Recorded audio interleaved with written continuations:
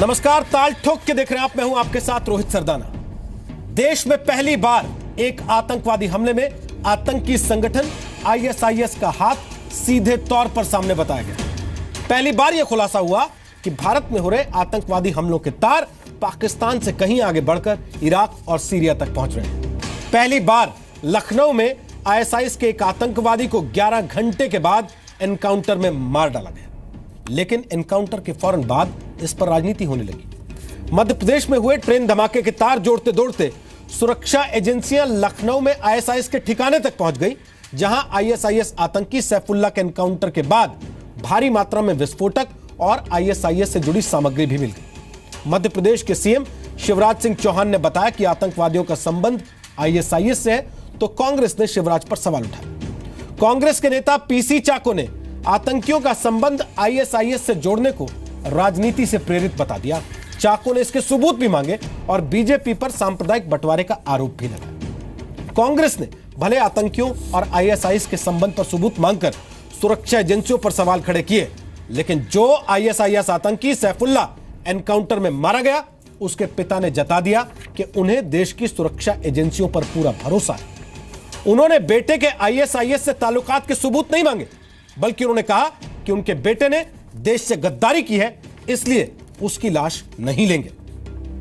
कि ऐसा जो काम देश हित में नहीं किया उसने, इस वजह से हम उससे बहुत नाराज हैं और ऐसे हम देशद्रोही की लाश नहीं लेंगे। ये इलेक्शन के ईव में ये जो प्रस्ताव आया है ये पॉलिटिकली मोटिवेटेड है, एक कम्युनल डिवाइड के लिए उन्होंने किया है। Otherwise let them produce the evidence. We don't think that it may be right, it may be wrong, but this kind of casual statement on a matter like this should not be issued by the chief minister or by the prime minister. इसीलिए हम सोच रहे हैं ये politically motivated statement है। तो सुना आपने कि आतंकी सैफुल्ला के पिता ने दिखाया कि उनके लिए देश हित सबसे पहले। फिर कांग्रेस को क्यों लगता है कि आतंकियों का आईएसआईएस से संबंध बताना राजनीति है? आज ताल ठोक के पूछेंगे कि देश में आतंकी हमलों में आईएसआईएस का नाम आ रहा है, तो कांग्रेस को परेशानी क्यों है, और क्या कांग्रेस का बगदादी कार्ड वोट के लिए है?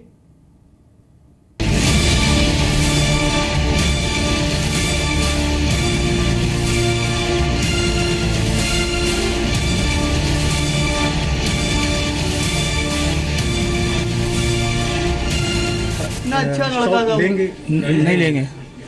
क्या वजह मानते हैं? देखिए, ऐसा जो काम देश हित में नहीं किया उसने, इस वजह से हम उससे बहुत नाराज हैं और ऐसे हम देशद्रोही की लाश नहीं लेंगे। बम विस्फोट स्थल से जो सामग्री बरामद हुई, उसके आधार पर यह स्पष्ट होता है कि आतंकी आईएसआईएस से जुड़े हुए थे। उनसे पूछताछ अभी लगातार जारी है और उसी पूछताछ के आधार पर आईएसआईएस से उनके संबंध स्थापित होते हैं। ये इलेक्शन के ईव में ये जो प्रस्ताव आया है ये पॉलिटिकली मोटिवेटेड है, एक कम्युनल डिवाइड के लिए उन्होंने किया है। Otherwise let them produce the evidence. We don't think that it may be right, it may be wrong, but this kind of casual statement on a matter like this should not be issued by the chief minister or by the prime minister. इसीलिए हम सोच रहे हैं ये politically motivated statement है। देखिए, कांग्रेस पिछले 60 वर्षों तक यही कहती रही और इसीलिए इस देश की आतंकवाद की जड़ें यहाँ जमी है। जब वहाँ एटीएस, उत्तर प्रदेश की एटीएस, बाकी लोगों ने असला पकड़ा है, आईएसआई का झंडा पकड़ा, वो दिखा रहे हो आप लोग। दुर्भाग्य है कि इस देश की फोर्सेस का मोरल डाउन करना। इससे साफ जाहिर है कि उत्तर प्रदेश आज की तारीख में, उत्तर प्रदेश की धरती आतंकवादियों के लिए फलने फूलने का सबसे बड़ा जगह हो गया है, नर्सरी बन गया है। इतने बेखबर, इतने भय रहित वो शासन के संरक्षण के बगैर हो नहीं सकता। आखिर दूसरे राज्य में क्यों नहीं ये फल फूल रहे हैं, ये एक प्रश्न चिन्ह है। The country has to be alert and all of us should be together, should be united to face the onslaught of the ISIS. Imran और फैजल आपके बेटे हैं? जी जी जी। ये जो इनके ऊपर आरोप लगे, इसके विषय में आपको क्या कहना है? ये बिल्कुल गलत है। ताल ठोक के आज का पहला सवाल, बगदादी बदनाम तो कांग्रेस क्यों परेशान? दूसरा सवाल, एनकाउंटर में हिंदू मुस्लिम क्यों करती है कांग्रेस?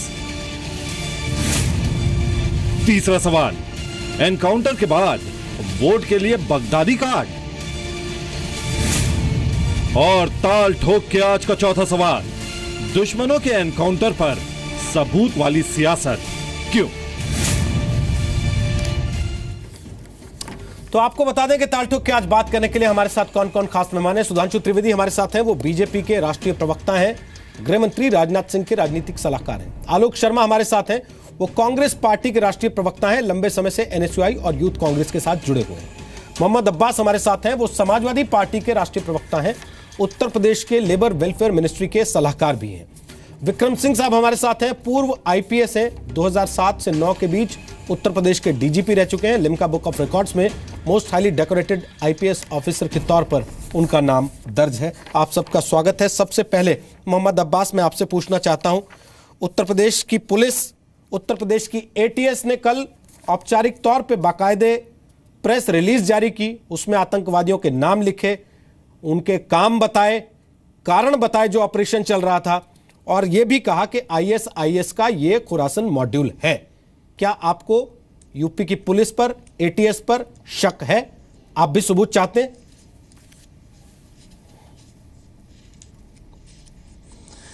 देखिए, आतंकवादी कोई भी हो, आतंकवादी का कोई धर्म नहीं होता, और जितनी सख्त से सख्त कार्रवाई आतंकवादियों के खिलाफ होनी चाहिए, समाजवादी पार्टी और पर्सनल मोहम्मद अब्बास अपनी राय से कहता है कि आतंकवादियों का समूल नाश होना चाहिए।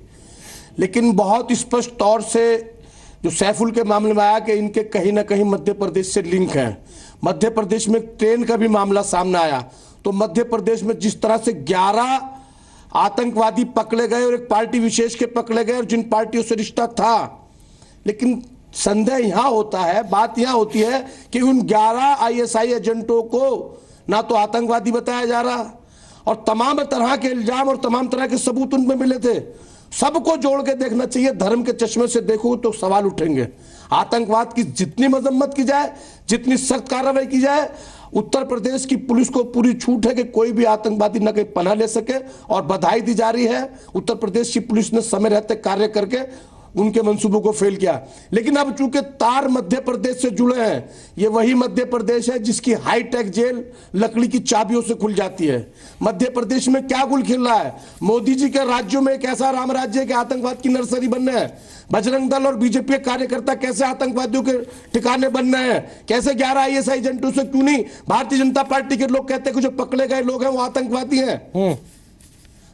धर्म के नाम पर आतंकवादी, जो आतंकवादी जो सर 1.5 मिनट का समय था, आवाज आपकी बंद हो गई, लेकिन आप ये कह रहे हैं कि पुलिस ने जो किया सही किया, आतंकवादी को मार दिया, उसके लिए पुलिस बधाई की पात्र है, पर इसके तार मध्य प्रदेश से जुड़ते हैं जहां बीजेपी के लोग पकड़े गए हैं आईएसआई से कनेक्शन में, इसलिए वहां तक जाना चाहिए। आपका बड़ा जोर रहा है इस बात पर कि धर्म के चश्मे से ना देखा जाए। मुझे लगता है अब तक किसी ने देखा नहीं, और इससे बढ़िया उदाहरण इस देश में आज तक हुआ नहीं, जहां एक पिता ने कह दिया हो कि मेरा बेटा देशद्रोही था, मैं उसकी लाश नहीं लूंगा। पर कांग्रेस पार्टी सबूत मांग रही है। आलोक जी, आईएसआई के 11 लोग निकले तो आपने सबूत नहीं मांगे थे कि सबूत लाओ, ये 11 आईएसआई के आदमी हैं। आज आप कह रहे हैं जब आतंकवादी मर गया कि सबूत लाओ। देखिए, मैं समझता हूं कि जिस समय पर आईएसआई से कनेक्शन आए वो भी मध्य प्रदेश की पुलिस ने ही दिए थे, और आज भी मध्य प्रदेश की पुलिस ने ही तमाम जिस तरह की चीज़ें हैं वो उन्हीं के हवाले से आ रही हैं। अभी आपने शुरू में जब ब्रेकिंग न्यूज़ दिखाया, जो हेडलाइंस दिखाई, उसमें कहा आपने गृह मंत्रालय ने जांच के आदेश दिए हैं कि दोनों ही बॉम्ब ब्लास्ट जो हैं उनकी जांच एनआईए करेगी। एक तरफ एनआईए जांच करेगी, जांच अभी पूरी नहीं हुई। आप चुनाव चल रहा है, उसके बीच में आप आईएसआईएस की बात कर रहे हैं। अच्छी बात है, आतंकवादियों को मार के गिराना चाहिए, उसका कोई न जाति है न धर्म है, लेकिन अगर आप पहले से ही एक सिंबल लगा देंगे तो उसके 3-4 कहीं ना कहीं गलत मैसेज जा रहे हैं। सबसे पहली चीज़ कि इन्वेस्टिगेटिव एजेंसीज अगर कहें कि साहब ये ऐसा ऐसा लिंक है, तब मज़ा आता है। पॉलिटिकल लोग स्टेटमेंट दें, उसका क्या मकसद हो सकता है? क्या जांच प्रभावित नहीं होगी? क्या जो लोग अभी तक ये कह रहे थे गृह मंत्री महोदय कि आईएसआईएस हमसे बहुत दूर है, क्या उनको अब देखना नहीं चाहिए अपने गृहमान में झांक कर कि आईएसआईएस हमारे यहाँ तक पहुँच चुका है? और अगर वहाँ पर जो झंडा मिला है, क्या वो वास्तव में आईएसआईएस के एंगल से ही है, या कोई अलकायदा, आईएसआई, किसी ने और गुमराह करने के लिए, या हमारे नवयुवकों को आईएसआईएस से और ज्यादा जोड़ने के लिए, प्रेरित करने के लिए रखा गया है? मैं समझता हूं संवेदनशील विषय है। इसके ऊपर किसी भी मुख्यमंत्री, प्रधानमंत्री, पॉलिटिकल लोगों को कहीं ना कहीं स्टेटमेंट देने से बचना चाहिए। अभी भी आपने 2 महीने पहले जब कानपुर में ट्रेन ब्लास्ट हुआ, कहा कि साहब आतंकवादी घटना है। अभी तक कहीं सर 1.5 मिनट पूरा हो गया। हालांकि मैं सवाल पूछना चाहता हूं विक्रम जी से और साथ साथ सुधांशु जी से, लेकिन उसके पहले जरूरी हो गया कि आपसे एक सवाल पूछा जाए। आपने कहा चुनाव था आज, तो क्या करती सर पुलिस? वहां खड़ी हो जाती घर के बाहर जाके और उससे कहती कि भैया कल तक फायरिंग मत करना, कल 5 बजे के बाद हम फ्री हैं, तब अपन लड़ेंगे, तब एनकाउंटर करेंगे तुम्हारा। रोहित जी आप टॉपिक को ट्विस्ट ना करें सर। मैं कोई ट्विस्ट नहीं कर रहा हूं कि आपने जो बात कही मैंने वहीं से सवाल उठाया। आतंकवादी को कहीं आपने कहा चुनाव चल रहा था सर। आप सर सुन तो लीजिए ना आप सर बात को। अरे सर सुन तो लीजिए सर आप बात को, आप सुन ही नहीं रहे। मैं केवल ये कह रहा हूं कि आज ही अभी इन्वेस्टिगेटिव एजेंसी के लिए, एनआईए के लिए दिया गया है और एक तरफ स्टेटमेंट आ जाती है। इसका क्या मकसद है, क्या लेना देना है? आईएसआई से आपके यहाँ के जो आईएसआई के साथ जुड़े हुए बीजेपी के 11 कार्यकर्ता ने जांच रिपोर्ट मांगी है। पहली बात, आप सरकार चलाते रहे इस देश में, आलोक जी, क्या आपको इस देश में सिस्टम का पता नहीं है? गया है अभी अगर कहीं एनआईए ने अभी तक जांच नहीं की है उसमें, अगर सामने उनको दिख रहा है कि कोई 70 राउंड फायरिंग कर चुका है पुलिस के ऊपर, एनकाउंटर हुआ, बहुत अच्छी बात है, लेकिन आप उसमें क्या कहते हैं सर? पहले जांच कराते हैं फिर एनकाउंटर करने जाते हैं क्या? कहीं ना कहीं गंभीरता को कम करता है। जान को जो सुरक्षा एजेंसियों में काम करते हैं। सर आप बेकार के सवाल पूछ रहे हैं। क्या किसी ने ये कहा? बेकार के सवाल पूछ रहा हूं, लेकिन आप बड़े शानदार जवाब दे रहे हैं। आपके लिए ताली बजाऊं मैं आज कि आप सबूत मांग रहे हैं एक आतंकी के एनकाउंटर पर। सर मैं कह रहा हूं, मैं समझ रहा हूं सर, प्रेस रिलीज पढ़ के सुनाऊं। यूपी पुलिस की है। सबूत किसने मांगा? एमपी पुलिस पे तो चलिए आप यकीन नहीं करते। बताइए किसने यूपी मांगा? पुलिस के लिए तो आप वोट मांग रहे हैं, जिसकी सरकार है। यूपी पुलिस के लिए आप वोट मांग रहे हैं, जिसकी सरकार है। अब सुनिए क्या लिखा है यूपी पुलिस ने कल अपनी प्रेस रिलीज में। सुन लीजिए क्या लिखा है उन्होंने। सुनिए ना सर, पढ़ के आए उनकी प्रेस रिलीज क्या थी कल? उन्होंने क्या लिखा उसमें? आप पढ़ के आए हैं क्या लिखा उन्होंने? बिल्कुल उनसे बात भी करके आया हूं।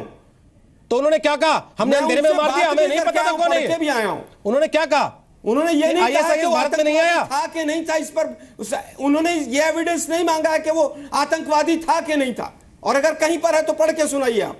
सर आप क्या एविडेंस मांग रहे हैं ये बताइए ना। वो आतंकवादी था या नहीं, उसके बाप को सबूत नहीं चाहिए, लेकिन आपको सबूत चाहिए। जब जांच चल आप करेंगे सुपुर्दे खाक उसे? जी सुनिए मेरी बात। सैफुल्लाह की लाश लेने से उसके पिता मना कर रहे हैं। कांग्रेस पार्टी लेगी लाश, करेगी सुपुर्दे खाक? न्यूज कर लेगा यार, आप छोड़ करेगी सुपुर्दे खाक? अरे सर, अरे बाप, अजीब बात करते हैं। कांग्रेस ने तो बहुत से आतंकवादियों को सुपुर्दे खाक में पहुंचाया है और भी पहुंचाएंगे हम। मेरा सवाल क्या है, आप कहां घुमा रहे हैं ये आपको भी पता है कि जो मेरा सवाल क्या है, आप कहां घुमाने की कोशिश कर रहे हैं आपको भी पता है। उनको बताइए ना सर, जिस आतंकवादी का बाप उसकी लाश लेने को तैयार नहीं है, आप लेंगे? क्या गलत है बताइए? आपकी पार्टी लेगी? आप सबूत मांग रहे हैं इस देश की एजेंसियों से? आपको ट्विस्ट मत कीजिए, पत्रकारिता के स्तर को इतना मत गिराइए। आलोक जी, आप पत्रकारिता का स्तर उठाइए और मुझे यह बता दीजिए कि राजनीति का स्तर मैं कैसे उठा दूं, जब इस देश के राजनेता आतंकवादी के एनकाउंटर पे भी ये कह रहे कि अरे वोटिंग होने वाली थी कल को, आपने एनकाउंटर कर दिया। स्टेटमेंट में रोहित जी उनकी स्टेटमेंट में मुझे ये बताइए कि स्टेटमेंट पे सवाल पूछ रहा हूं। आपने कहा वोटिंग थी, आपने बात ही शुरू से इससे की कि कल को वोटिंग थी। अब मैं सुधांशु त्रिवेदी आपसे पूछ रहा हूं, बड़ा सीधा सा सवाल है, क्या एजेंसियां इस देश की सामने आतंकवादी खड़े हो, फायरिंग कर रहे हो, तो उनसे कहें कि साहब कल वोटिंग है, रुक जाइए, अपन कल लड़ लेंगे? देखिए रोहित जी, अभी हमारे समाजवादी पार्टी के प्रवक्ता महोदय ने कहा कि किसी आतंकवादी का धर्म नहीं होता, हम भी यही मानते हैं। तो मैं कांग्रेस से पूछना चाहता हूं, आईएसआईएस का नाम लेने से संप्रदाय कैसे जुड़ गया? कौन है जो उस आईएसआईएस का संप्रदाय से कनेक्शन स्थापित कर रहा है, हम या आप? यही वो खतरनाक राजनीति है जिसने राष्ट्रीय सुरक्षा के विषय के ऊपर हर समय, एक बार नहीं, याद करिए याकूब मेनन के नमाज़े जनाजा में जाके यह कहना कि उसकी जुडिशियल किलिंग हुई, उसका समर्थन करना, अफजल के लिए कहना कि वो बेचारा था, इशरत जहां के लिए कहना कि वो बिहार की बेटी थी। अरे ये वो पार्टी है जिसके नेता ने कहा है ओसामा जी, जिनके नेता ने कहा है हाफिज साहब, और सुरक्षा एजेंसियों पे प्रश्न चिन्ह उठा रहे हैं। इनसे पूछिए इनकी अपनी सरकार के जमाने में, जिस जमाने में इनका डायरेक्टर सीबीआई कह रहा था कि इशरत जहां आतंकवादी नहीं है, इनकी सरकार के डायरेक्टर आईबी आसिफ इब्राहिम कह रहे थे कि इशरत जहां आतंकवादी है। ये तो अपनी सरकार में भारत के इतिहास में पहली बार इन्होंने ऐसा काम किया। और एक बात और कहना चाहूंगा, यदि ये संप्रदाय से जोड़ना चाहते हैं तो मैं याद दिलाना चाहता हूं, आजाद भारत का पहला सैनिक सम्मान शहादत किसको मिली? कश्मीर की लड़ाई में 1948 में ब्रिगेडियर उस्मान को। मैंने ब्रिगेडियर उस्मान के लिए किसी जलसे में नहीं देखा इन लोगों को, ना मैंने अशफाकुल्लाह खां के लिए देखा, ना वीर अब्दुल हमीद के लिए देखा। इसलिए इन लोगों की आदत है कि ये उन लोगों से ना जोड़कर हमेशा याकूब, अफजल और इशरत से जोड़ना चाहते हैं। हिमांशु जी 1.5 मिनट हो गया, मैं फिर आपके पास ही वापस आ रहा हूं। जो मध्य प्रदेश में लोग पकड़े गए थे, आईएसआई के एजेंट कहे गए, एजेंसियों ने पकड़े, उनमें आपकी पार्टी से ताल्लुक रखने वाले कितने लोग थे? और उनके लिए क्या आप लोगों ने कभी ऐसे सवाल उठाए जैसे आज आप उठा रहे हैं? क्या आप लोग नहीं डिफेंड करते उनको? क्या आपने पर्दादारी नहीं की उस मामले में? रोहित जी, हम बिल्कुल ईमानदारी से कहना चाहते हैं, हम जब कहते हैं कि आतंकवादी का ना कोई मजहब है ना कोई इंक्लिनेशन है, तो वो कोई भी हो उसके ऊपर सख्त से सख्त कार्रवाई होनी चाहिए। इसलिए नहीं कि वो कभी हमसे जुड़ा रहा था या हमारा लिंक रहा था तो कोई नरमी होनी चाहिए। मगर समस्या यह है कि जो लोग ये कहते हैं मगर अपने एक्ट में हमेशा उसको एक रिलीजियस नजरिए से देखने की कोशिश करते हैं, यह बात हमारे लिए हमेशा नागवार गुजरती है। हम तो ये कहना चाहते हैं कि कोई भी हो उस पर सख्त कार्रवाई होनी चाहिए। आप क्यों कहते हैं कि आतंकवाद ऐसा? अरे आपके तो गृह मंत्री सुशील कुमार शिंदे ने जुलाई 2013 में हिंदू आतंकवाद शब्द प्रयोग कर दिया था, जिसके लिए हाफिज सईद ने उनको बधाई दी थी लाहौर से। तो आप कहते हैं इसको रिलीजियस चश्मे से, सांप्रदायिक चश्मे से आप देखते हैं, हम नहीं। विक्रम सिंह जी, जिस तरीके की बातें आज हो रही हैं, कल को कोई आतंकवादी किसी घर में घुस आया तो पुलिस वालों का, एटीएस के जवानों का मन करेगा उसको गोली मारने का? देखिए, एक भारत का नागरिक होने के नाते मैं हतप्रभ हूं इस प्रकार की बातें सुन करके। क्या किस और सबूत की आपको जरूरत है? आईएसआईएस का नक्शा मिल रहा है, पिस्तौलें मिल रही हैं, 650 कारतूस और 75 एमटीज मिल रहे हैं। वहां के जो बम विस्फोट करने के बाद जो फोटो सीरी भेजी गई हैं उसके सबूत मिल रहे हैं, सिम कार्ड्स मिल रहे हैं, गोली चली है, और इसके बाद जो अकाट इलेक्ट्रॉनिक तथ्य मिले हैं, इसके बाद किस बात की सबूत है? क्या हम आतंकवादियों के वकील हैं? क्या हमारे सिपाहियों की असीम अरुण, दलजीत चौधरी, जवीद अहमद डीजीपी, हम इनके ईमानदारी पर और इनकी कर्तव्य निष्ठा के ऊपर प्रश्न न उठाएं? क्योंकि ये उत्तर प्रदेश के नहीं पूरे भारत के माने हुए ईमानदार और कर्मठ अधिकारियों में इनकी गिनती होती है। और ये कह दें कि एनकाउंटर हम जब वोटिंग खत्म हो जाएगी, इलेक्शन खत्म हो जाएगा तब करेंगे, इससे ज़्यादा बेबुनियाद तो कोई तर्क हो ही नहीं सकता है। और सबूत देना कोर्ट के सामने है, और अगर कोई गलती कोई पुलिस वाले करते हैं तो कोर्ट भी उनके विरुद्ध प्रभावी कार्रवाई, प्रशासनिक या क्रिमिनल एक्शन ले सकती है। राजनीतिक स्तर पर इस बात का प्रश्न करना कि आपने जो कार्रवाई की है वो इससे प्रेरित है सांप्रदायिकता से, उसका कोई औचित्य नहीं है। और अगर कोई इसमें गड़बड़ी है तो पूरा पुलिस का प्रशासन और शासन इसको देखने के लिए, इसकी समीक्षा करने के लिए, दंडात्मक कार्रवाई के लिए समर्थ है। लेकिन चाहे बाटला हाउस हो, चाहे ये वाला प्रकरण हो, और शुरुआत से लेकर आखिर तक आपकी जो भी अनिवार्यता या मजबूरी हो कि आप एक पक्षी कार्रवाई करें, लेकिन एक तरफ सैफुल्लाह के वालिद साहब हैं जिनकी राष्ट्रभक्ति और उनका देश प्रेम एक नज़ीर कायम किया है, और एक हमारी क्या मजबूरी है कि आतंकवादियों के पीछे जाकर के और उनको महिमा मंडित करना और उनका पक्ष की बातें करना और पुलिस के मनोबल को नीचे गिराना, इसका कोई औचित्य नहीं है। और भारत के नागरिक होने के नाते मैं ये कहना चाहूंगा, या तो वोट प्रेम हो या देश प्रेम हो। अगर वोट प्रेम हो तो कृपा करके अपनी राजनीति के स्तर को ऊंचा उठाए, अन्यथा मैं समझता हूं कि सैफुल्लाह के वालिद से कुछ आपको सीखने का समय आ गया है। आलोक जी, क्या मजबूरी है? देखिए, दो स्टेटमेंट अभी डीजीपी साहब के आए, मैं बड़ा सम्मान करता हूं। इन्होंने कहा कार्यवाही को सांप्रदायिकता से प्रेरित बताना किसी ने नहीं बताया है। बहुत स्पष्ट कह रहा हूं, अगर कहीं स्टेटमेंट हो किसी की तो जरूर चलाइएगा। दूसरी चीज इन्होंने कहा आतंकवादियों को महिमा मंडित करना। सैफुल्लाह को किसी ने महिमा मंडित किया हो तो मैं डीजीपी साहब के सामने सर झुका के माफी मांगूंगा, लेकिन इसको ट्विस्ट दिया जा रहा है। पीसी चाको साहब की स्टेटमेंट में एक दो लाइन आपने सुनी होंगी, it may be right, it may be wrong. कि वो आईएसआईएस का है, आईएसआईएस का नहीं है, किसी दूसरे आतंकी संगठन ने उसको गुमराह करने के लिए वहां पर कोई चीज रखी है, लेकिन वो आतंकवादी है, उसको मारा गया, इस पर किसी ने सवाल नहीं खड़ा किया। दूसरी चीज, पीसी चाको ने कहा चुनाव के दौरान ये बातें आ रही हैं, राजनीति से प्रेरित हैं, क्योंकि इन्वेस्टिगेटिव। पीसी चाको ने कहा ये काम उन्होंने सांप्रदायिक बंटवारे के लिए किया है, अगर ऐसा नहीं है तो उन्हें सबूत देने चाहिए थे। भोपाल में संप्रदाय कहां से आया सर इसमें? आतंकवादी का जब धर्म नहीं होता, संप्रदाय नहीं होता। सर सुन तो लीजिए सर, सर आप सुनेंगे नहीं। सांप्रदायिक बंटवारा कैसे हुआ बताइए तो सर। आप बोल लीजिए सर। मैं बोल नहीं रहा हूं, मैं सवाल पूछ रहा हूं आपसे, क्योंकि आपने कहा मुझे बताइए पीसी चाको ने कहा, तो मैंने पढ़ के सुना दिया। लोग सांप्रदायिक बंटवारे की बात से सर सांप्रदायिक बंटवारे की बात से मैं सहमत नहीं। आतंकवादी का कोई भी धर्म नहीं है, कोई जाति। सर आपने कहा पीसी चाको ने कहा मुझे बताइए, मैंने आपको बता दिया। अब आप कह रहे हैं मैं सहमत नहीं हूं, आप अपनी राय देना है कि कांग्रेस पार्टी की? अरे सर उन्होंने लखनऊ का नाम लिया है। बहुत बढ़िया सर, वो इराक के बारे में बोल रहे थे, ये सीरिया के बारे में प्रेस कॉन्फ्रेंस थी। स्टेटमेंट ट्रेन एक्सीडेंट पे उन्होंने लखनऊ, अरे सर लखनऊ का नाम उन्होंने, सर जहां हर सवाल लखनऊ पे पूछा जा रहा है, जांच एजेंसी बैठी है। आलोक जी आप किसको बेवकूफ बना रहे हैं, इस देश की जनता को या मुझे सर, या अपने आप को? सर मैं बेवकूफ नहीं बना रहा हूं किसी को बेवकूफ बनाने की मेरी ना कोशिश है ना हिम्मत है मेरी।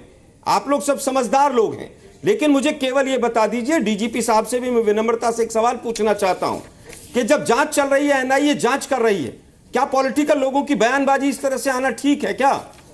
कि वो तो आईएसआईएस से थे, वो तो उस संगठन से। अरे भाई जांच हो जाने दीजिए, सबूत जुटा लेने दीजिए, हो सकता है कुछ और लोगों का नेटवर्क भी वहां। आलोक जी सबूत किसने मांगे प्रेस कॉन्फ्रेंस करके? चुनावी दौर किसने मांगे? पहले बयानबाजी, टीवी मीडिया ने सबूत मांगे, जोड़ा जाए। टीवी मीडिया ने कहा सबूत दीजिए, किसी अखबार ने कहा कि सरकार सबूत नहीं दे रही है, हवाबाजी कर रही है, और किसी पार्टी ने कहा कि सरकार सबूत नहीं दे रही है। आपकी पार्टी ने कहा ना सबसे पहले कि सबूत लाएं, सर्जिकल स्ट्राइक में आपकी पार्टी ने कहा सबूत लाएं। सर क्यों सर जी ने क्या कहा है? सर इन्वेस्टिगेशन पूरी हो जाए, एविडेंसेस हो, उसके बेस पे कहा जाए। सर बाटला हाउस में आपकी पार्टी के नेता कहते रहे फर्जी एनकाउंटर है। सर 2 महीने के बाद संसद में कह दिया हिंदू आतंकवाद होता है, दुनिया भर के आतंकवाद का रंग और धर्म आपको नहीं दिखता, हिंदू आतंकवाद आपने वहां तय कर दिया देश की संसद के अंदर। बाटला हाउस का एनकाउंटर आपने फर्जी बता दिया। इसके बाद आप सर्जिकल स्ट्राइक को ऐसे ही डिफेंड करते रहे, आपके नेता कुछ बयान देते रहे, टीवी पे आपको भेजा गया ये डिफेंड करने के लिए कि जाके कह दो ये उनकी निजी राय थी। आप इससे इनकार नहीं कर सकते आलोक जी। सर नहीं, मैं बिल्कुल इस बात से बिल्कुल पूरी तरह से कहता हूं, बाटला हाउस पे जो स्टेटमेंट गृह मंत्रालय की है वो प्रमाणिक है, उसके अलावा किसी ने भी दी है मैं इत्तेफाक नहीं रखता हूं, ना मेरी पार्टी रखती है। ऐसे ही लेकिन मेरा केवल सर्जिकल स्ट्राइक पर भी बड़ा संवेदनशील विषय, आपका जो स्टेटमेंट है वो प्रमाणिक है। संजय निरुपम मजाक कर रहे थे, डीजीपी साहब ने कहा कि इस तरह के नहीं सर कार्यवाही सांप्रदायिकता से प्रेरित है, इस शब्द किसी ने नहीं कहा है। सर मैं फिर बता देता हूं पीसी चाको ने क्या कहा। पार्टी का है सर, पीसी चाको ने साफ साफ कहा सर कहीं हम कि ये उन्होंने सांप्रदायिक बंटवारे के लिए किया है, और इससे ज्यादा कैसे कहते सर बताइए ना।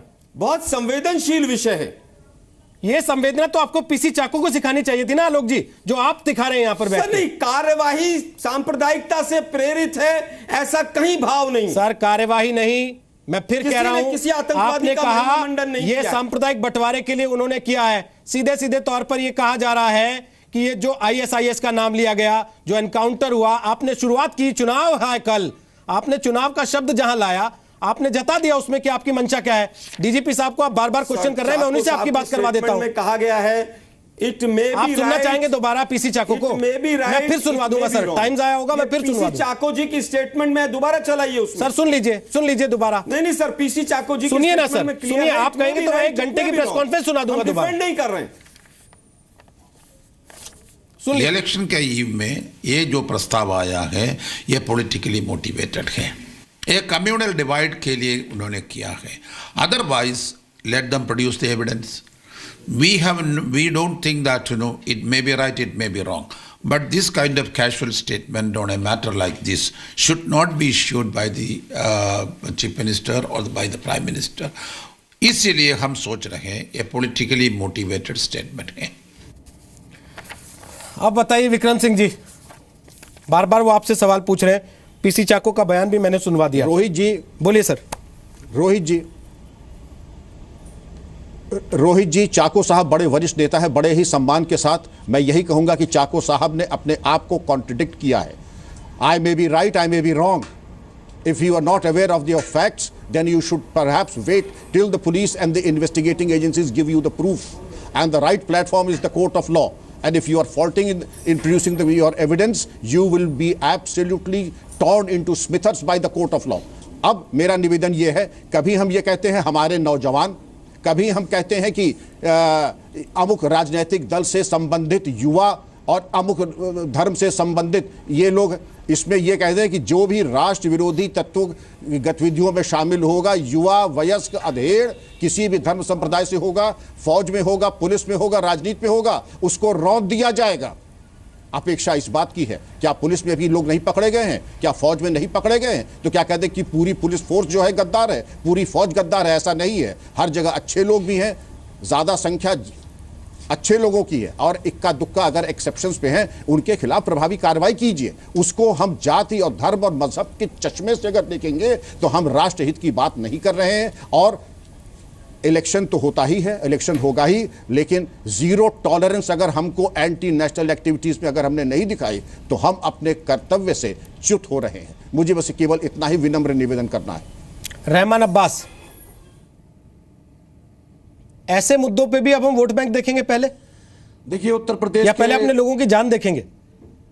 नहीं, मेरा कहने का मतलब ये नहीं, बिल्कुल आतंकवाद पे सूचना मिलती कार्रवाई होनी चाहिए। उत्तर प्रदेश की पुलिस ने बिल्कुल तत्परता करते हुए पहले प्रथम दृष्टया ही अचूक कार्रवाई की और एक आतंकवादी मारा गया। उस आतंकवादी जो सीरीज मिली है, जो सामान मिला है, गृह मंत्री जी ने कहा वो एनआईए जांच करेगा।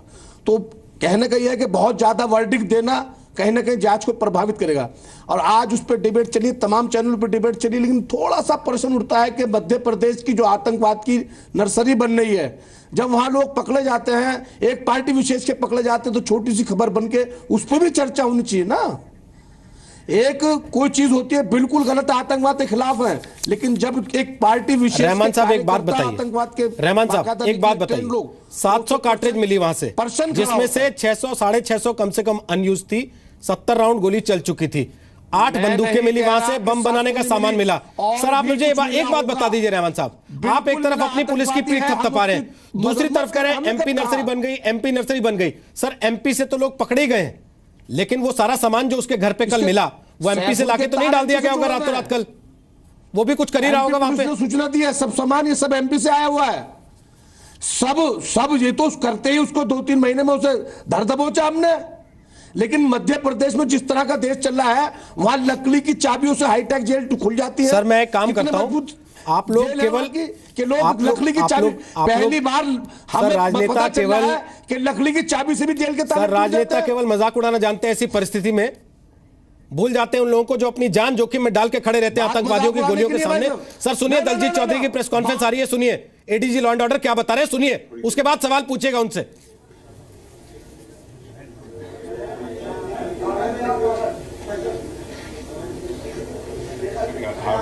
एक घर पे दबिश दी गई, जहां पर एक सेल्फ प्रोक्लेम्ड, सेल्फ रेडिकलाइज्ड एक आईएस का एक यूथ वहां पे था। उसने जैसे ही पुलिस को देखा, उसने अपने आप को घर के अंदर बंद कर दिया और शहादत की बात करने लगा। काफी समय उसको दिया गया सरेंडर करने का, काफी लोगों से उससे बात करा के प्रयास किया गया, परंतु वो किसी बात को नहीं माना और लगातार उसने फायर किया पुलिस के ऊपर। पुलिस के द्वारा भी जो एक विधिवत, रिस्ट्रेंट और लिमिटेड जो एक टैक्टिक्स के अनुसार उसके ऊपर, उसके रूम में टीयर गैस शेल्स फेंके गए ताकि वो बाहर निकले, कमरे से बाहर निकल के आए, परंतु वो ऐसा नहीं किया और लगातार उसने फायर किए। इसी दौरान जो एक्सचेंज ऑफ फायर हुआ उसमें उसकी मृत्यु हुई और जब पूरा मकान उसका खोल के देखा गया तो उसके अंदर से काफी लंबी तादाद में असले, कुल मिला के 8 पिस्टल्स, 600 से अधिक कार्ट्रिजेस, एमुनिशन, 62 फायर्ड जो उन्होंने फायर किए थे कारतूस के खोखे वो बरामद हुए। उसके साथ साथ बॉम्ब बनाने के उनके इंस्ट्रूमेंट्स, छर्रे, टाइमर्स, इसके अलावा वायर्स, टेप्स और अन्य चीज़ें जो बॉम्ब बनाने में काम आती हैं वो बरामद हुई। उसके अलावा जैसे कि आप जानते हैं गोल्ड तथा कैश बरामद हुआ। इसके साथ साथ 3 पासपोर्ट भी उनके पास से बरामद हुए। ये 4 लोग इस घर पे कुछ दिनों से यहाँ पे किराए पे रह रहे थे और लगातार आपस में मिलते थे, रहते थे और क्षेत्र की रैकी करते थे। इनके द्वारा कल ही यानी कि 7 तारीख को, जैसे कि आप जानते हैं, शाजापुर मध्य प्रदेश में भोपाल उज्जैन पैसेंजर में एक IED, एक इम्प्रोवाइज्ड एक्सप्लोजिव डिवाइस लगाकर वहां पर एक ब्लास्ट किया, जिसके कारण कुछ लोग वहां पे इंजर्ड हुए। ये एक लो इंटेंसिटी बॉम्ब था जिसके कारण कुछ लोग इंजर्ड हुए। उसके बाद से लगातार जो सूचनाओं का आदान प्रदान हुआ और जो मुलजिम गिरफ्तार हुए, उसमें 3 व्यक्ति जो यहाँ रहते थे इनके साथ में वो वहाँ पर गिरफ्तार हुए। और गिरफ्तार जो व्यक्ति हुए, जैसे कि आप सब नाम जानते हैं उनके, आतिफ मुजफ्फर, दानिश अख्तर एंड सैयद मीर, ये तीनों लोग वहाँ पे गिरफ्तार हुए। इन्हीं की पूछताछ में और जो अन्य सूचनाएं हमें प्राप्त हुई उसके आधार पर उत्तर प्रदेश में कई जगहों पे दबिश दी गई, जैसे इटावा, औरैया, कानपुर नगर तथा लखनऊ। सभी जगह हमें सफलताएं प्राप्त हुई। सभी जगह जो अभियुक्त थे वो गिरफ्तार हुए, परंतु इस वाली घटना पर काफ़ी देर मुशक्कत के बाद पुलिस लेट रात्रि जो है इसको फ्लश आउट करने में सफल हुई और उसके बाद से जो सामान मिला, जैसे कि आप जानते हैं कि आज के युग में आईसिस से कई लोग सेल्फ रेडिकलाइज हो जाते हैं। कोई भी ऐसा हमारे पास प्रमाण नहीं है कि हम कहें कि ये किसी से संबंधित थे, परंतु आज के टाइम में वेबसाइट्स के दौरान के माध्यम से, सोशल मीडिया के माध्यम से ये लोग अपने आप को लगातार, कुछ लोग, कोई भी यूथ हो सकता है इसमें, ये लगातार उस मटेरियल को, लिटरेचर को पढ़ते हैं और पढ़ने के बाद उसी मेन स्ट्रीम में, उसी धारा में बहने लगते हैं और उसके प्रभाव में आ जाते हैं। सबसे बड़ी बात है, ये इन्फ्लुएंस हो जाते हैं, प्रभाव में आ जाते हैं और अपना आचरण और कंडक्ट उसी तरह से वो करने लगते हैं। इसी की सोच के कारण, इसी इन्फ्लुएंस में इनके द्वारा ये सब कार्य करने का विचार किया गया और इसको धीरे धीरे इन लोगों ने कार्य करना शुरू किया। लगातार इन लोगों ने छोटी छोटी घटनाओं करने का प्रयास किया, लो इंटेंसिटी बॉम्ब्स लगाने का भी प्रयास किया, लेकिन किसी में ये सफल नहीं हो पाए। अंतोगत्वा जो मध्य प्रदेश में जो घटना हुई है, उस घटना के बाद से इनकी असली गतिविधियों के बारे में जानकारी हुई और उसके बाद से पुलिस एक्टिवेट हुई और उसके बाद ये ऑपरेशन हुआ। जैसे कि आप जानते हैं कि जो बाद में जो गिरफ्तार अलग से लोग हुए हैं, उसमें फैजल खान, फकरे आलम, ये दोनों और गिरफ्तार हुए हैं। इसके अलावा भी अभी और 2 व्यक्ति हैं जिनके विरुद्ध जो है कार्रवाई की जा रही है। जैसे कि आप जानते हैं कि ATS जो हमारी एंटी टेररिस्ट स्क्वाड है, इनके अपना थाना है इनका और इनका पूरा जुरिस्डिक्शन, पूरी स्टेट का जुरिस्डिक्शन आपके पास है और ये थाना लखनऊ में ही स्थापित है। यहाँ पर ही हमने सभी मुकदमे पंजीकृत किए हैं। ये मुठभेड़ का मुकदमा भी यही पंजीकृत हुआ है और जो बाकी के लोग जो गिरफ्तार हो रहे हैं उनके मुकदमे भी यहाँ पर पंजीकृत हो रहे हैं। अभी तक जो बरामदगी हुई है उसमें, जैसे मैंने बताया, 8 पिस्टल, 32 बोर के, 630 अदद कारतूस, 4 चाकू, विस्फोटक सामग्री, compass, clock timer, dry cells, batteries, cast iron की पाइप्स, मोटरसाइकिल 1 अदद, मोबाइल फोन हमें मिले हैं 6, तो सुना आपने Daljeet Chaudhary, ADG law and order, वो बता रहे हैं कल के इस एनकाउंटर के बारे में। सब चीजें तफसील से बताई। अब तक जिन सवालों पे हम बहस कर रहे थे, मुझे लगता है आलोक जी आपको उसका जवाब मिल गया होगा, सिवाय उस आइडेंटिटी कार्ड के जो आईसिस इशू करता, उसके अलावा उन्होंने सब कुछ बता दिया जो जो मिल सकता है एक आतंकवादी के पास। और आइडेंटिटी कार्ड जो आप मांग रहे हैं वो क्यों नहीं मिलता, वो भी उन्होंने बता दिया। अब यकीन होता है आपको?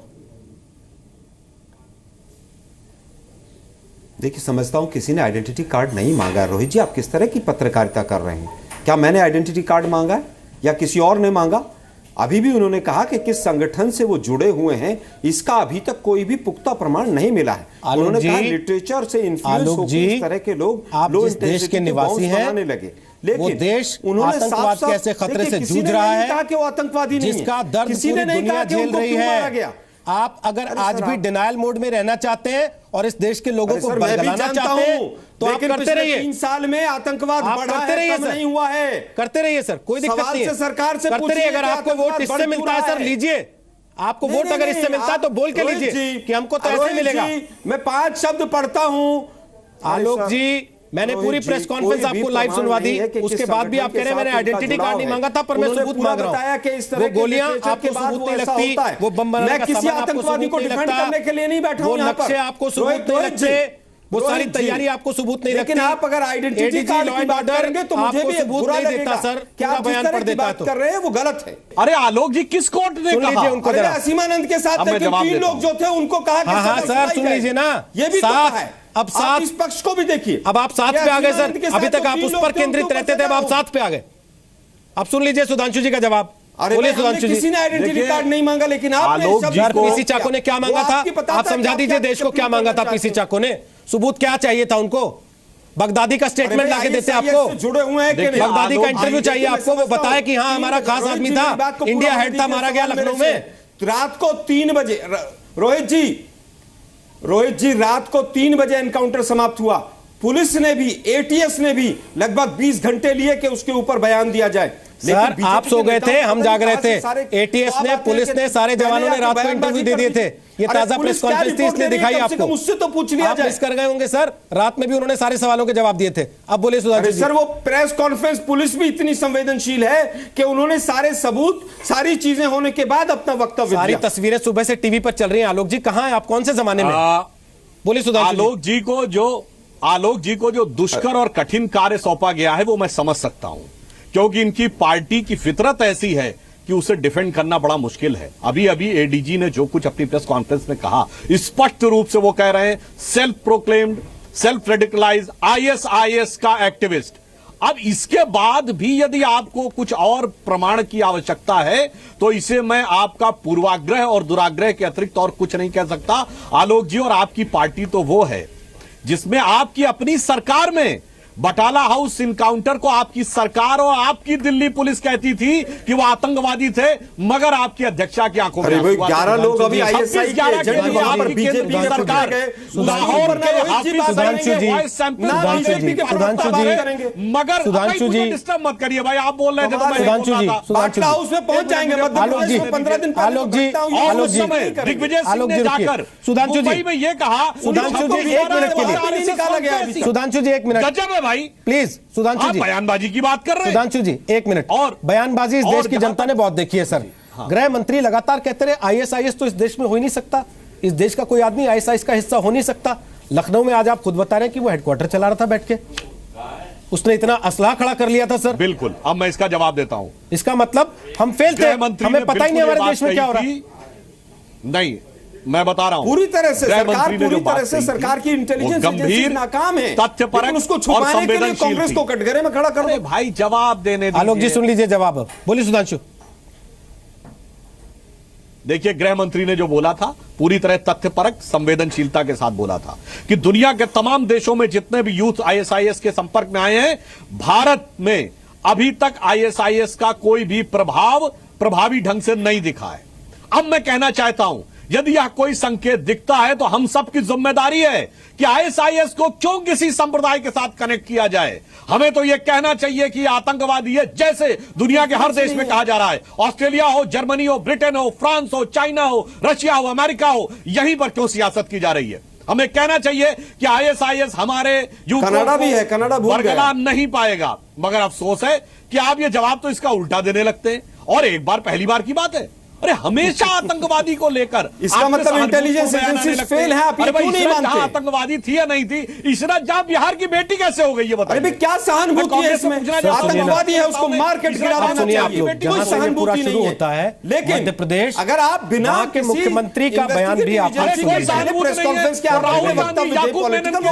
जनाजा वाली पार्टी को समर्थन करने क्यों जाते हैं? झगड़िए मत। जो याकूब मेनन, जिसमें कहा जाता है याकूब मेनन के कौन गया है उसका झगड़िए संबित जी, एक बात कहें तो समझ आती है। आप जैसे झगड़िए कौन से जनाजे के लिए उन्होंने झगड़िए मत प्लीज। शिवराज सिंह चौहान मध्य प्रदेश के मुख्यमंत्री, वो इस पूरे मामले को लेकर क्या बोले, सुनिए शिवराज सिंह चौहान को। जो एक्सप्लोसिव मिला उसमें तो आईएसआईएस का उल्लेख, वी आर इन इंडिया, फिर उन्होंने जो पाइप बम रखा था अपने मोबाइल से उसका फोटो अपलोड करके उसको सीरिया तक भेजने का काम किया। तो इसके पुख्ता प्रमाण हैं कि वो आईएसआईएस से जुड़े हुए थे, इरादे खतरनाक थे। उनमें से एक मैकेनिक था, इंटरनेट के जरिए उन्होंने बम बनाने की विधि सीखी थी और फिर धीरे धीरे उसको कैसे इस्तेमाल करके आतंकी घटना को, वारदात को अंजाम देना है, ये सुनिश्चित किया था। सवाल ये कि एनकाउंटर पर सवाल क्यों उठ रहे हैं? आतंकवादी का बाप ये कहकर लाश लेने से इनकार कर देता है कि वो देशद्रोही था, लेकिन कांग्रेस पार्टी कहती है कि सबूत लाइए। हमारे साथ आलोक शर्मा है कांग्रेस से, हमारे साथ सुधांशु त्रिवेदी हैं बीजेपी से, रहमान अब्बास हैं समाजवादी पार्टी से, और विक्रम सिंह है पूर्व डीजीपी हैं उत्तर प्रदेश के। असीमानंद बरी हो जाते हैं, आज ही बरी हुए, अब से थोड़ी देर पहले, जिनके आधार पर कांग्रेस पार्टी ने संसद में कह दिया गृह मंत्री के हवाले से कि इस देश में भगवा आतंकवाद है। एक आतंकवादी एनकाउंटर में मार दिया जाता है और कांग्रेस के नेता प्रेस कॉन्फ्रेंस करके सबूत मांग लेते हैं। आलोक जी, इससे बड़ा डबल स्टैंडर्ड आतंकवाद पर और कैसे एक्सपोज होगा? और फिर आप ये भी कह देते हैं कि इशरत जहां को कोर्ट ने क्लीन चिट दे दी। सर कौन सी कोर्ट ने दी सर? गांधीनगर की डिस्ट्रिक्ट कोर्ट ने, और एक बार नहीं 2 बार दी। मैं इशरत जहान को यहां डिफेंड करने के लिए नहीं बैठा हूं, मैं केवल यह बता रहा हूं कि कोर्ट ने क्लीन चिट दी थी और यह कहा गया था कि वो टेररिस्ट नहीं थी। वो थी कि नहीं थी, मैं इसका जजमेंट नहीं कर सकता हूं, मैं जज नहीं हूं। दूसरी चीज, नहीं आलोक जी, आप गलत बोल रहे हैं। क्या टेररिस्ट था कि नहीं? वो सर कोर्ट ने कहा एनकाउंटर फर्जी था, आतंकवादी फर्जी थी या नहीं थी ये नहीं कहा कोर्ट ने। के बारे में कहा, कोर्ट ने कहा एनकाउंटर फर्जी था, कोर्ट ने ये नहीं कहा आतंकवादी फर्जी था। चार्जशीट नहीं दी सर। अगर एनकाउंटर फर्जी था, सर एनकाउंटर फर्जी था तो मुझे दूसरा किसी कोर्ट ने ये कहा हो कि इशरत जहां नहीं, अरे सर इशरत जहां टेररिस्ट थी किसी कोर्ट ने प्रूव किया। तो आप फैक्ट तो गलत, आप फैक्ट को ट्विस्ट तो मत कीजिए ना आलोक जी। आप तो कह रहे हैं क्लीन चिट मिल गई इशरत जहां को। आज इशरत जहां पे बात, सर आपने तो कह दिया सर, आज डबल स्टैंडर्ड पे बात हो रही है और ये डबल स्टैंडर्ड एक्सपोज होता है फिर से जब आप टीवी डिबेट में बैठ के ये कह देते हैं नेशनल टीवी पर कि इशरत जहां को क्लीन चिट दे दी कोर्ट ने, कहा कि वो टेररिस्ट थी। सर इशरत जहां टेररिस्ट नहीं थी ये किसने कहा बताइए ना आपको, मुझे बता दीजिए कौन सी कोर्ट ने। सर इशरत जहां टेररिस्ट नहीं थी ये किसने कहा बताइए ना सर। कांग्रेस पार्टी के अलावा किसी ने कहा इशरत जहां टेररिस्ट नहीं थी तो बता दीजिए सर। अरे सर छोड़ दीजिए ना sir. Sir sir sir sir एक जगह आप फंस गए तो दूसरी जगह निकल ली। सर मैं नहीं फंसा, आप एक्सपोज हो रहे हैं बार बार। असीमानंद आज ही बरी हो गए सर, आप भगवा आतंकवाद का झंडा लहराना चाहते थे देश में, आज ही बरी हो गए सर। कोर्ट ने तमाचा मार दिया, उसके बाद आज आप कह रहे हैं इशरत जहां को क्लीन चिट मिल गई सर, उसके बाद आप बात को घुमाते हैं। छोड़ दीजिए आप। अरे सर मैं घुमा नहीं रहा हूं, मैं फिर कह रहा हूं, मैं अपनी बात को कह रहा हूं। विक्रम सिंह जी, एनकाउंटर फर्जी था, इसका मतलब क्या यह है कि आतंकवादी फर्जी था जिसे मारा गया? एनकाउंटर पूरी तरह से फेक था। सर अगर अदालत ये कहती है विक्रम जी कि एनकाउंटर स्टेज था तो क्या इसका मतलब आतंकवादी भी नकली लाके खड़े किए गए थे वहां पर कि आतंकवादी को न मारा जाए? आलोक जी आप लोग तो मरे आतंकवादी के लिए खड़े हो जाते हैं। किसने कहा? मारा जा रहा था तो अलग चीज है। जिस तरह के सवाल फ्रेम कर रहे हैं सर प्लीज, मेरा काम है सवाल पूछना और मैं पूछूंगा, आपसे डरूंगा नहीं मैं आलोक जी। आप मुझे धमकियां देंगे तो मैं डरूंगा नहीं। पूछिए, जरूर पूछिए सर। मैं डरूंगा नहीं सर, जरूर पूछिए। विक्रम जी आप बोलिए पहले। मैं धमकी नहीं दे रहा हूं, आप बोलिए सर। समझ में आ रहा सबको, सबको समझ में आ रहा सर क्या स्टेज हो रहा है। प्लीज प्लीज विक्रम जी को सुनिए। रोहित जी आ रहा हूं सर, रहमान साहब आपके पास ही आऊंगा विक्रम जी के बाद। विक्रम जी बोलिए। रोहित जी पुलिस बल प्रशिक्षित है, सही इनकाउंटर करने के लिए, फर्जी इनकाउंटर करने के लिए नहीं। चाहे कोई भी हो, अगर उसको निष्क्रिय किया जाना है तो विधि सम्मत तरीके से, कानून के उसके अंदाज के ऊपर, कि बल प्रयोग हम वही करते हैं कि हंगामाई गिरफ्तारी में मुनासिब चोट पहुंचा के, गैर मुनासिब नहीं। और इसके बारे में राष्ट्रीय मानवाधिकार आयोग और सुप्रीम कोर्ट के बड़े बृहद दिशा निर्देश हैं कि अगर मुठभेड़ होती है तो उस पर पहले 302 भी कायम होगा, इसके ऊपर जांच होगी, इंक्वेस्ट होगा, राष्ट्रीय मानवाधिकार आयोग को उसकी सूचना जाएगी। लेकिन ये कोई भी पुलिस अधिकारी फर्जी मुठभेड़ करने के लिए नहीं है। अगर आपको कोई शंका है तो आप उसकी सीबीआई जांच करा सकते हैं, जो कि हुई। आप उसके बारे में सुप्रीम कोर्ट से पीआईएल डाल करके और एक एसआईटी का गठन करा सकते हैं। ये सब विकल्प आपके खुले हुए हैं, लेकिन ये सारे विकल्प तब खुलते हैं जब हम आरोप लगाते हैं कि किसी के ऊपर कोई राष्ट्र विरोधी तत्व है, तो पूरा सामर्थ्य, शक्ति और पूरी इच्छा शक्ति आ जाती है राष्ट्र विरोधी तत्व के। मैं ये नहीं कह रहा हूं कि राष्ट्र विरोधी तत्व को पकड़ के मार दीजिए, लेकिन हर ऐसे केस में जिसमें राष्ट्र विरोधी तत्व को निष्क्रिय किया जाता है, चाहे लखनऊ हो, चाहे बाटला हाउस हो, चाहे इशरत जहां हो, उसमें पता नहीं क्यों ऐसी राजनीतिक शक्तियां इकट्ठा हो जाती हैं और उसकी पैरोकारी और वकालत में इकट्ठा हो जाती हैं। एक पूर्व पुलिस अधिकारी होने के नाते मैं ये कहना चाहूंगा, प्रश्न उठाना चाहूंगा कि हम लोग भी कातिल नहीं हैं, लेकिन ये जरूर फर्क जानते हैं कि राष्ट्र विरोधी कौन है, राष्ट्र समर्थक कौन है। और राष्ट्र विरोधी तत्व जो है उसके विरुद्ध कानूनी विधि सम्मत कार्रवाई करना, आप हमारा सहयोग न कीजिए, लेकिन सही चीज में हमारा विरोध तो कम से कम न करिए। ठीक, रहमान साहब, लास्ट कमेंट, क्या आपको भी अपनी पुलिस पे अविश्वास होता है? ठीक है, एमपी कनेक्शन है, आप कह रहे हैं बार बार कि वहां तक जांच होनी चाहिए, जांच हो रही है, लेकिन क्या अपनी पुलिस पे आप अविश्वास करेंगे? देखिए, अपनी पुलिस पे पूरा विश्वास है। अभी एडीजी की प्रेस कॉन्फ्रेंस में आया कि उसके अभी किसी गठबंधन, किसी आतंकवादी संगठन सबूत नहीं मिला, उसकी जांच एनआईए कर रही है। दूसरा, गठबंधन नहीं होता सर, उन्होंने कहा तो सर सेल्फ रेडिकलाइज्ड होते हैं सर। वही तो मैं कह रहा था कि आइडेंटिटी कार्ड इश्यू नहीं होता सर, वो आपकी तरह टोपी लगा के नहीं आएगा ना सर, कि पार्टी का पता लग जाए टोपी देख के।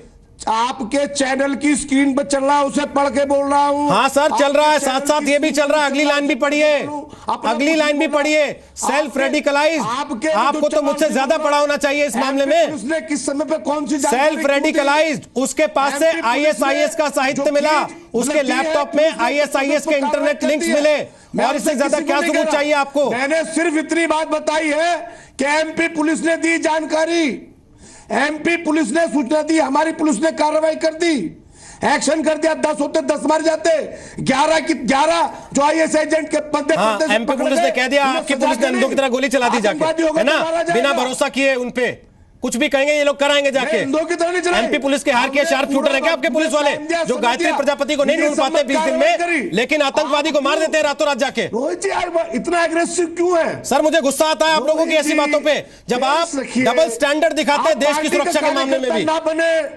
मुझे गुस्सा नहीं आएगा क्या? क्या मैं इस देश का नागरिक नहीं हूं? क्या मुझे अपनी जान की सलामती का अधिकार नहीं है? आपने गुस्सा जिस वजह से मैं समझ रहा हूं, ना आप गुस्सा मत करो, गुस्से की बजाय आपकी टीआरपी बढ़ रही है सर।